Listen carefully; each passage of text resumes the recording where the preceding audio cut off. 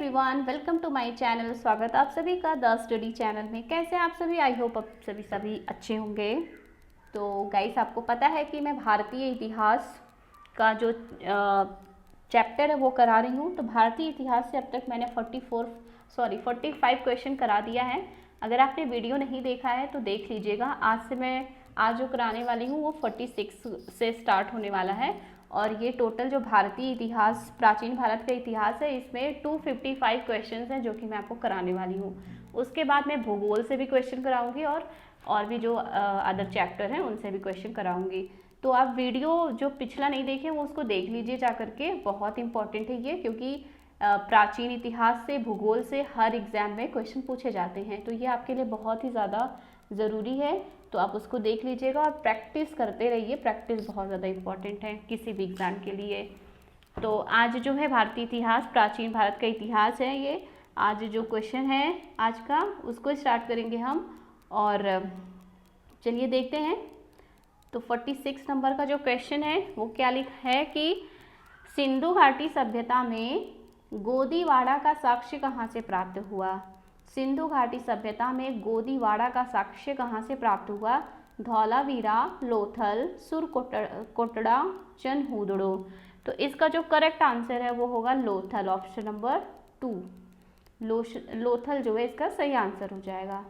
अगला प्रश्न है कि किस हड़प्पा सभ्यता स्थल से कांस्य नर्तकी की मूर्ति प्राप्त हुई है? किस हड़प्पा सभ्यता स्थल से कांस्य नर्तकी की मूर्ति प्राप्त हुई है? मोहनजोदड़ो, हड़प्पा, कालीबंगा, चनहूदड़ो। तो इसका करेक्ट आंसर होगा ऑप्शन नंबर 1, मोहनजोदड़ो। कांस्य नर्तकी की मूर्ति जो है हड़प्पा सभ्यता के किस स्थल से प्राप्त हुई है? तो मोहनजोदड़ो से। नेक्स्ट है कि प्रयाग स्तंभ अभिलेख का संबंध किस राजा से है?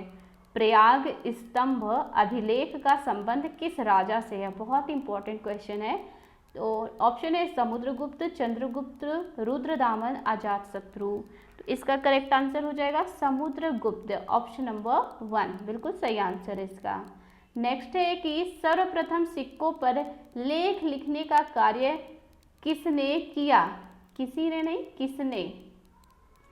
सर्वप्रथम सिक्कों पर लेख लिखने का कार्य किसने किया?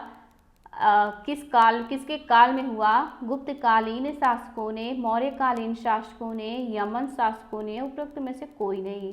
तो देखिए, सर्वप्रथम सबसे पहले सिक्कों पर लेख लिखने का कार्य जो है वो यमन शासकों ने किया। ऑप्शन नंबर सी इसका करेक्ट आंसर हो जाएगा।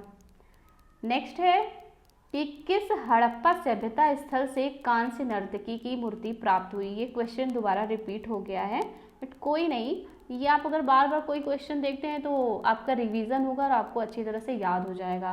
तो अभी मैंने कराया है तो इसका आंसर आप बता दीजिए फटाफट कि कांस्य नर्तकी की मूर्ति किस स्थल से प्राप्त हुई हड़प्पा सभ्यता के।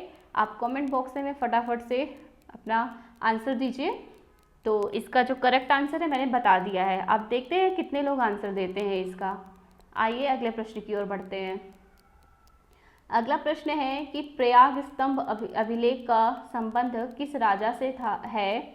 ये भी क्वेश्चन रिपीट हो गया है, बट कोई नहीं, समुद्रगुप्त, ऑप्शन नंबर 1 समुद्रगुप्त। ये भी क्वेश्चन रिपीट हो गया, my God, sorry guys, but कोई बात नहीं, आप लोग का रिवीजन हो जाएगा कि सर्वप्रथम सिक्कों पर लेख लिखने का कार्य किसने किया? तो यवन शासकों ने किया। अब आगे देखते हैं। आगे है ऋग्वेद में उल्लेखित नदियों में सर्वाधिक पवित्र नदी कौन सी थी? ऋग्वेद में उल्लिखित नदियों में सर्वाधिक पवित्र नदी कौन सी थी? गंगा, सरस्वती, यमुना, सिंधु। इसका आंसर होगा सरस्वती।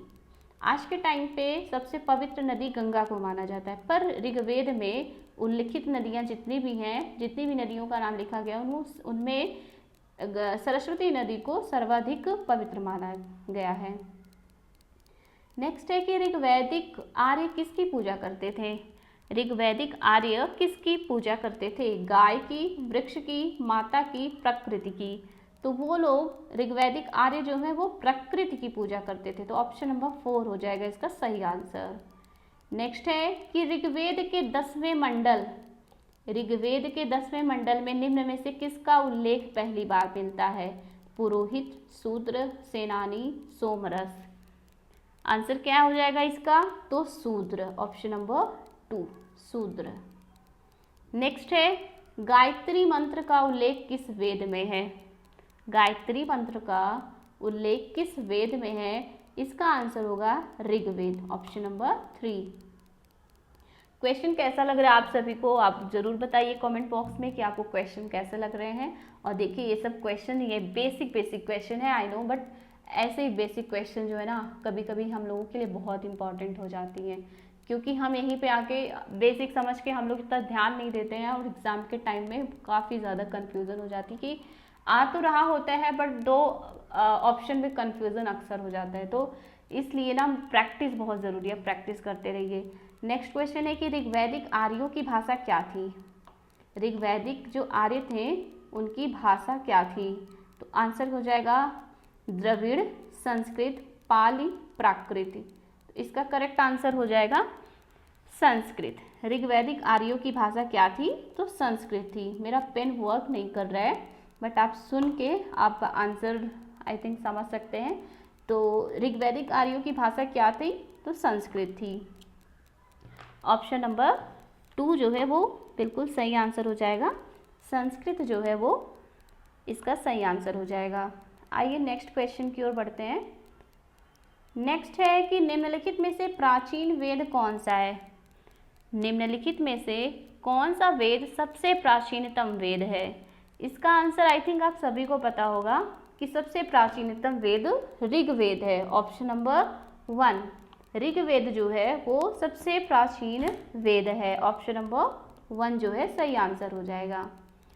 नेक्स्ट देखते हैं। नेक्स्ट है, निम्नलिखित में से किस वेद की रचना गद्य एवं पद्य दोनों में की गई है?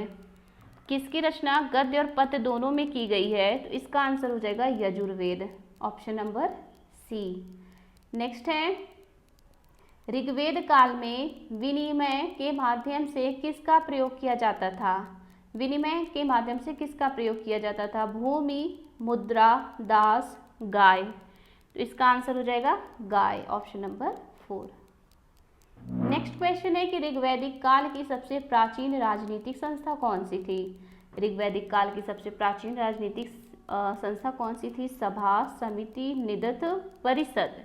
तो इसका आंसर हो जाएगा विदत। ये भी इंपॉर्टेंट क्वेश्चन है, विदत।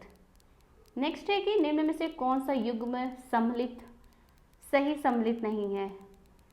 नदियों के नाम यहाँ लिखा है या आधुनिक नाम लिखा है? तो विस्तृता का जो आधुनिक नाम है वो झेलम है, विपाशा का आधुनिक नाम व्यास है, परुष्णी का जो नाम है वो रावी है, कुंभा का जो आधुनिक नाम सुवास्तु है, ये नहीं, ये गलत है।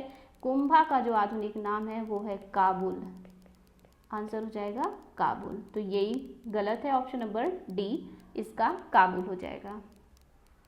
नेक्स्ट है कि उत्तर वैदिक काल का सर्वाधिक महत्वपूर्ण देवता कौन था? उत्तर वैदिक काल का सर्वाधिक महत्वपूर्ण देवता कौन था? इसका आंसर हो जाएगा प्रजापति, ऑप्शन नंबर 3। नेक्स्ट है, उत्तर वैदिक कालीन लोगों ने किस तरह धातु की खोज की? किस तरह नहीं, किस धातु की खोज की? लोहा, कांसा, तांबा, चांदी। तो उत्तर वैदिक कालीन लोग किस धातु की खोज की है? तो उसका आंसर हो जाएगा लोहा, ऑप्शन नंबर 1। नेक्स्ट है, भारत का आदर्श राष्ट्रीय वाक्य सत्यमेव जयते कहाँ से लिया गया है? ये भी इंपॉर्टेंट क्वेश्चन है, सत्यमेव जयते कहाँ से लिया गया है? आंसर हो जाएगा मुंडकोपनिषद, मुंडकोपनिषद, ऑप्शन नंबर 2 इसका करेक्ट आंसर हो जाएगा, मुंडकोपनिषद। तो ये रहा आज का हमारा वीडियो। 65 क्वेश्चन मैंने कराया है। अब नेक्स्ट जो होगा वो 66 से स्टार्ट होगा। आपने पहले का वीडियो नहीं देखा है तो ज़रूर मेरे चैनल पे विजिट कीजिए, द स्टडी चैनल।